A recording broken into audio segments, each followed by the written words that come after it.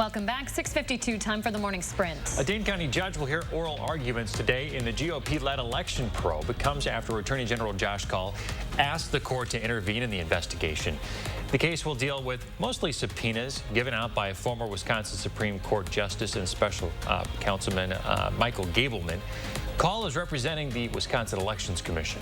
Kyle Rittenhouse will appear in court this morning in Kenosha. It is likely his last pretrial hearing before the trial begins November 1st. The attorneys will be making their cases to a judge to decide what can and can't be used as evidence. They'll also ask for specific language rules, like asking not to call the 3 victims Rittenhouse shot rioters or looters. A wounded Kenosha County Sheriff's K-9 is getting a hero's welcome. Hundreds of people gathered at a Kenosha County park to welcome K-9 Riggs yesterday. Riggs was shot in the head during an investigation Thursday. Riggs' handler says the homecoming was emotional, calling the K-9 a member of his family. The person who shot Riggs is still in the hospital. Starting over the weekend, if you're in Wisconsin, you'll need to use all 10 digits to dial a local number. That's the area code and the 7-digit phone number. The change affects landlines and cell phones in all 6 of the state's area codes. An emergency landing at Dane County Regional yesterday. More than 100 passengers were on board the American Airlines flight that was headed to LA from New York. Smoke was discovered in the cockpit in the cabin. The airline has not commented on exactly what went wrong, but passengers who talked to said they were able to leave last night on a different airplane for LA. Dr. Anthony Fauci telling ABC News COVID vaccines for kids between ages 5 and 11 will likely be available in the first half of November. FDA approval of Pfizer's dose application for kids could come as early as this week. The Henry Viola Zoo is celebrating Halloween all month long. The zoo hosted a mascot parade over the weekend, joining with the zoo's Henry the Lion. The mascots paraded through the zoo, handing out candy to kids. The zoo usually does a one-day Boo at the Zoo event, but they're planning smaller events this year to slow the spread of coronavirus. Tom Brady is adding more accolades to his name. Yesterday, he threw his 600th career passing touchdown.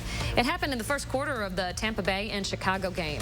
His 9-yard toss to Mike Evans led him to be the first ever NFL player to pass for 600 touchdowns. This week is the final round of speed reductions of the year for the Madison Vision Zero project. Today, the speed limit's going to go down on portions of Cottage Grove Road. That part is going to be from Drexel to Highway 51, down to 25 miles an hour there, and from Highway 51 to Flora will go down to 30 miles an hour. The actor who played Gunther on Friends died yesterday morning after a 3-year battle with prostate cancer. James Michael Tyler was sometimes described as the 7th friend. The 59-year-old was diagnosed with prostate cancer in 2018 and shared his story to encourage others to get screened. Tyler passed away at his home in Los Angeles on Sunday.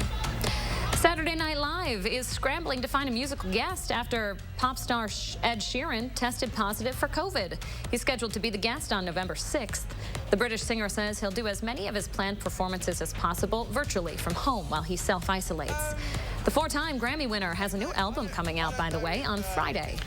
Coming up on CBS Mornings, more from the candid conversation between former President Barack Obama and Bruce Springsteen. They'll share the origin of their unlikely friendship and how Michelle Obama encouraged the relationship. That full interview coming up right after the break on CBS Mornings.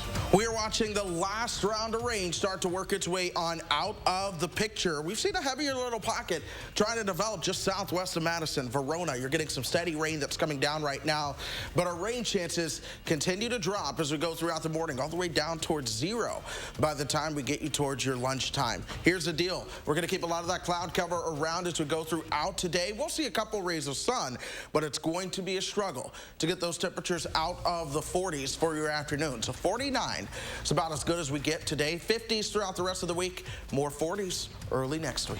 Thank you very much, Chris. Stay with us, folks. Another news and weather update coming up in about half an hour.